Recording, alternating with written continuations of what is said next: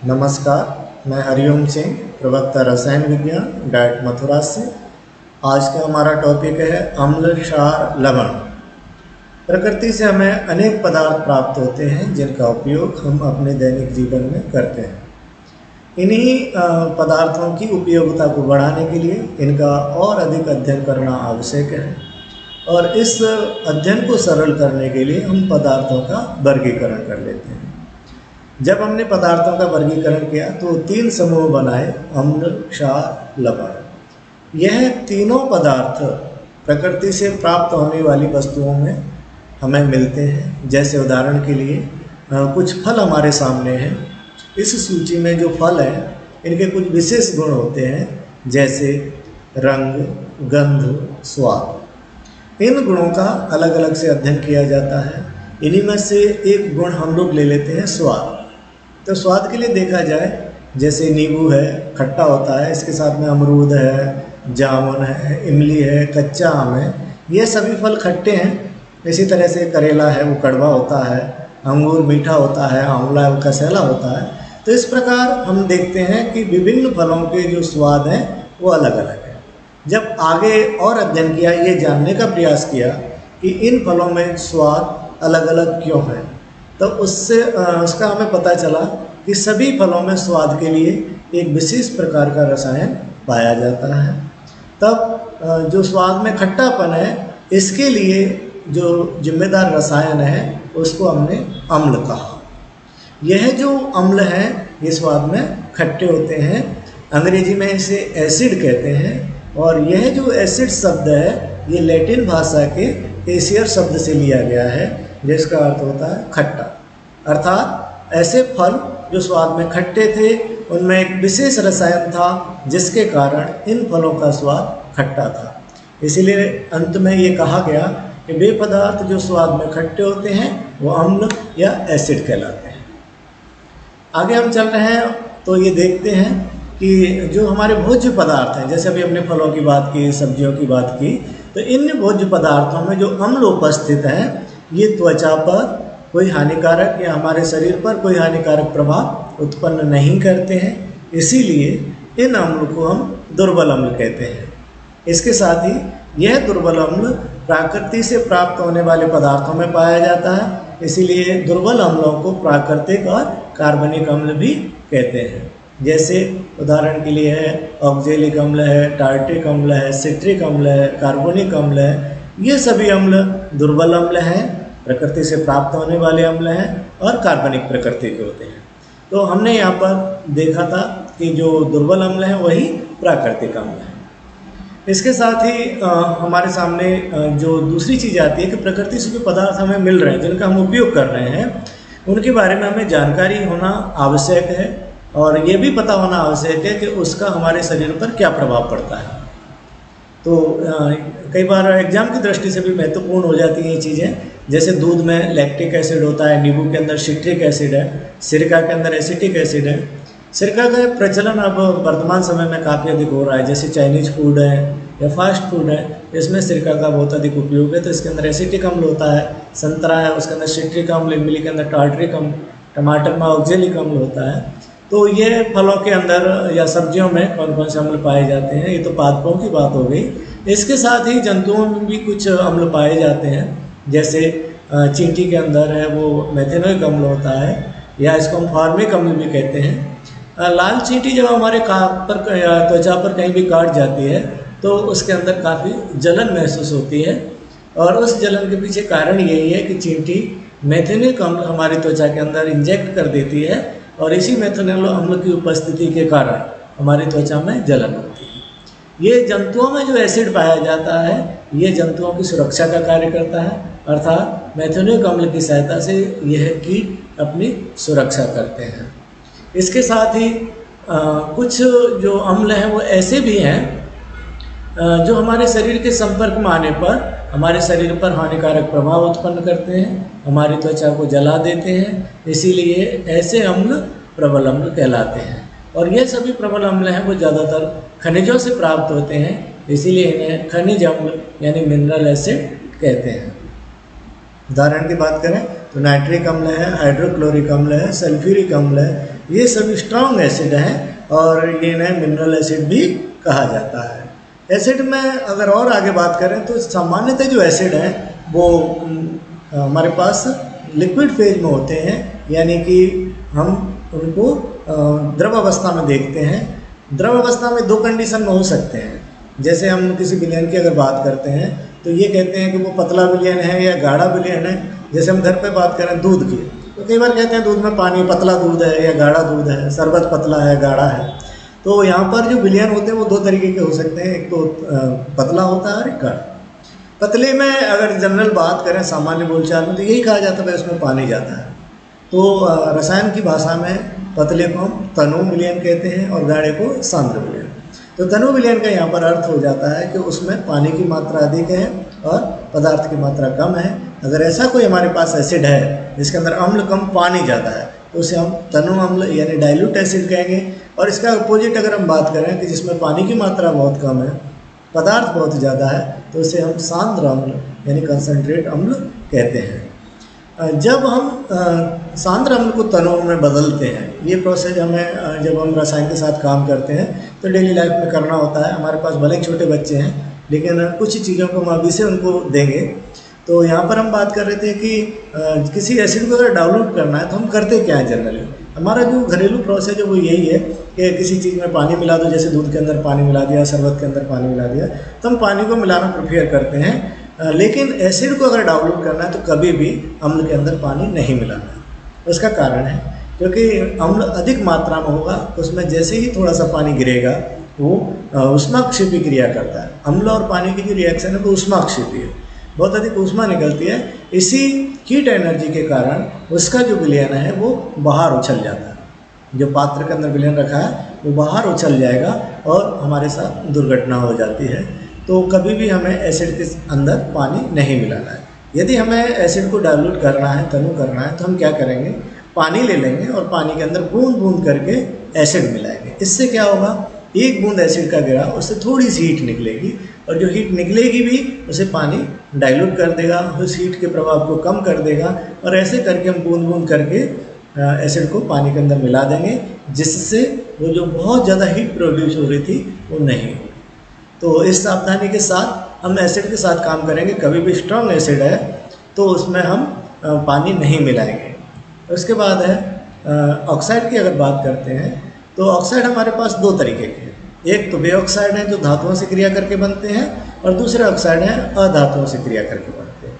यदि इन दोनों ऑक्साइड्स को हम पानी के साथ क्रिया कराएं, जल में घोल दें, तो कैसा नेचर आता है ये हम देखते हैं। तो अधात्विक ऑक्साइड को, जो अधातु से बने हुए, उनको अगर जल से क्रिया कराई जाए तो अम्ल प्राप्त होता है। इसीलिए अधात्विक ऑक्साइडों को अम्लीय ऑक्साइड कहते हैं। और यदि धात्विक ऑक्साइडों को जल से क्रिया कराते हैं तो क्षार बनता है। इसीलिए धात्विक ऑक्साइड क्षारीय प्रकृति के होते हैं।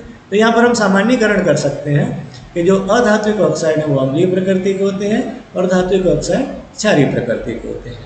उदाहरण की बात कर लेते हैं, कार्बन डाइऑक्साइड को जल में घोला जाता है तो कार्बोनिक अम्ल प्राप्त होता है। ये ऑक्सीजन नहीं, जल है। इसी तरह से हम इसको देखते हैं व्यवहारिक जीवन में। तो व्यवहारिक जीवन में हम देखते हैं कोल्ड ड्रिंक जो होती है उसमें उच्च दाब पर पानी के अंदर CO2 गैस को फ्लो किया जाता है, तो कोल्ड ड्रिंक के अंदर कार्बोनिक अम्ल पाया जाता है। इसी तरह से सल्फर के ऑक्साइड हैं वो जल से क्रिया करके सल्फ्यूरिक अम्ल बनाते हैं। नाइट्रोजन के ऑक्साइड हैं वो जल से क्रिया करके नाइट्रिक अम्ल बनाते हैं। तो यहाँ पर जो सामान्यीकरण किया वही हमें प्राप्त हुआ कि जो अधात्विक ऑक्साइड है वो जल से क्रिया करके अम्ल बनाते हैं। इसी के साथ धात्विक ऑक्साइड है वो जल से क्रिया करके क्षार बनाते हैं। जैसे उदाहरण के लिए हम देख पा रहे हैं, जैसे सोडियम हाइड्रोक्साइड है वो जल से क्रिया कर सोडियम ऑक्साइड है वो जल से क्रिया करके सोडियम हाइड्रोक्साइड बनाता है। इसी तरह से मैग्नीशियम ऑक्साइड है वो भी जल से क्रिया करके मैग्नीशियम हाइड्रोक्साइड बनाता है। अब यहाँ पर हमारे सामने एक नया शब्द आया, क्षार, यानी कि धात्विक ऑक्साइड जल से क्रिया करके जो रसायन बनाते हैं उसको हमने क्षार नाम दिया।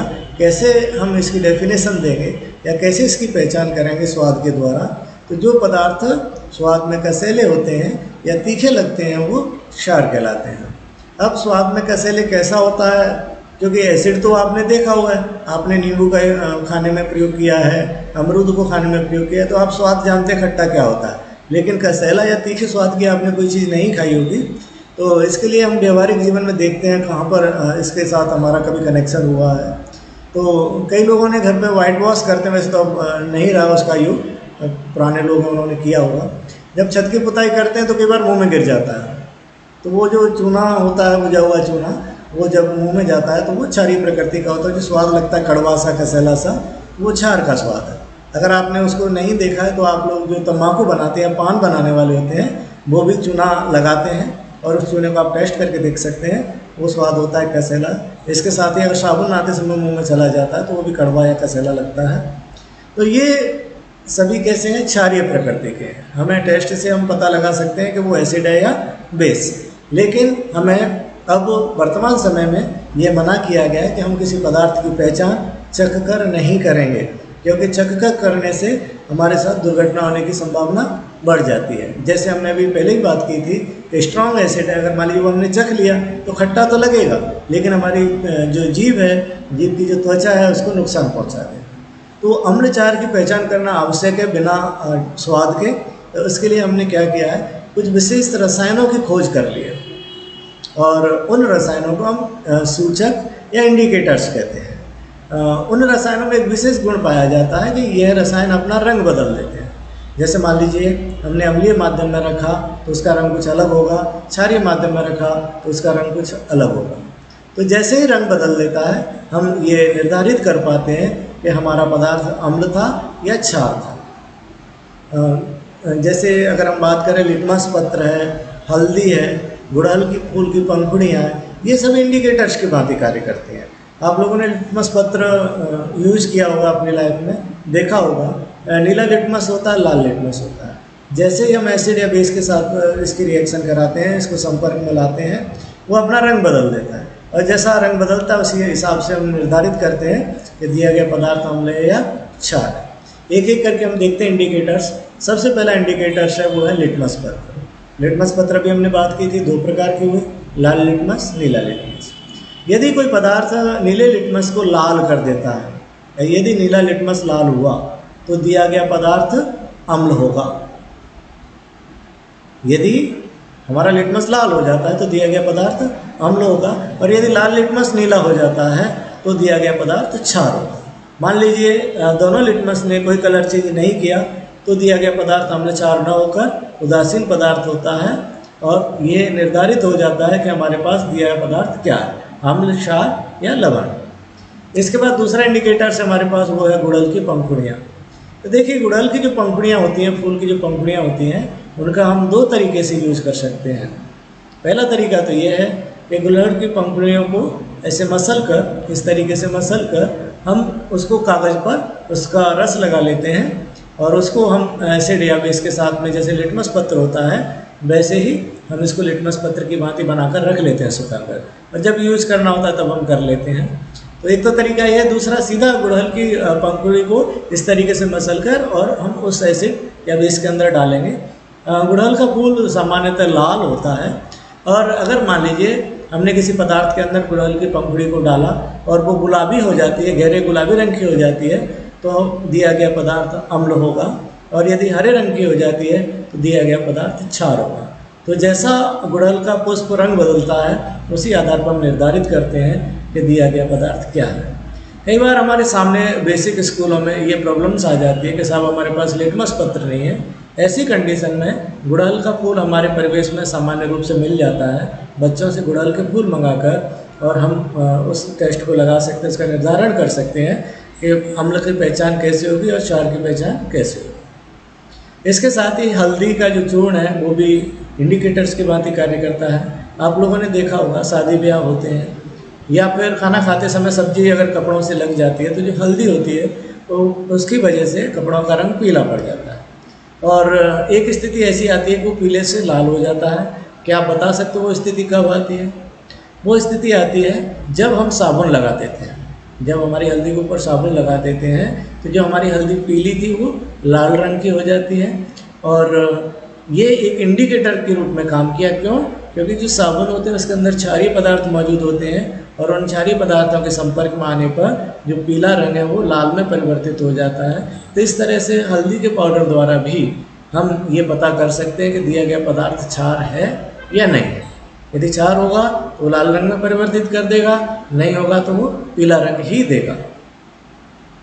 इसके बाद दो इंडिकेटर्स और हैं जो प्रयोगशाला के अंदर काम में लिए जाते हैं। ये सामान्यतः जो बड़ी क्लास होती है माध्यमिक में रसायन विज्ञान के जो प्रयोग होते हैं, अनुमापन जो सांद्रता से रिलेटेड प्रैक्टिकल होते हैं, इसमें दो इंडिकेटर्स का उपयोग किया जाता है। एक होता है मेथिल ऑरेंज, जो दूसरा होता है फिनोल्फ्थेलीन।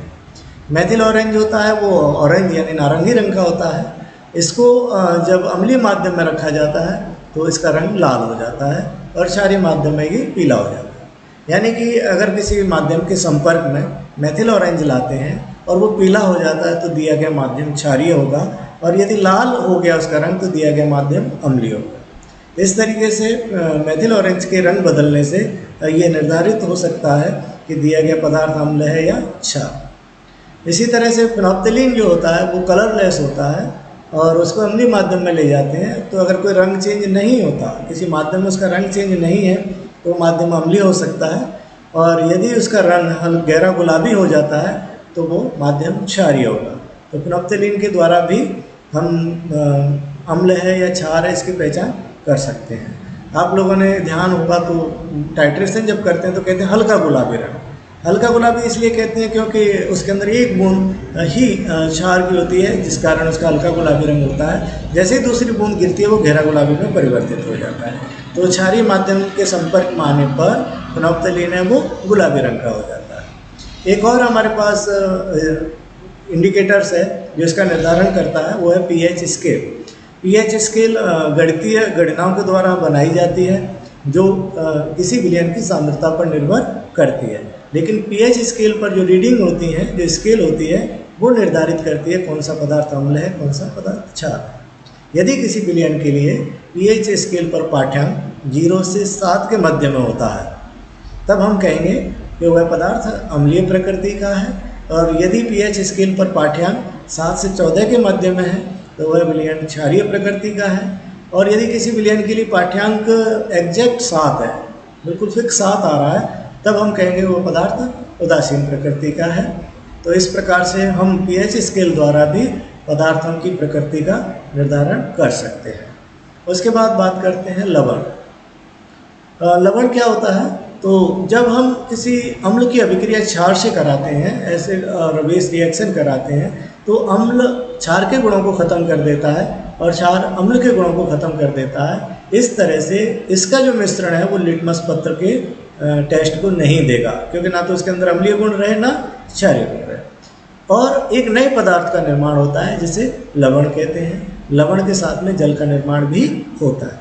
तो लवण किसे कहेंगे? वे पदार्थ जो अम्ल और क्षार की अभिक्रिया से बनते हैं, वे पदार्थ लवण कहलाते हैं।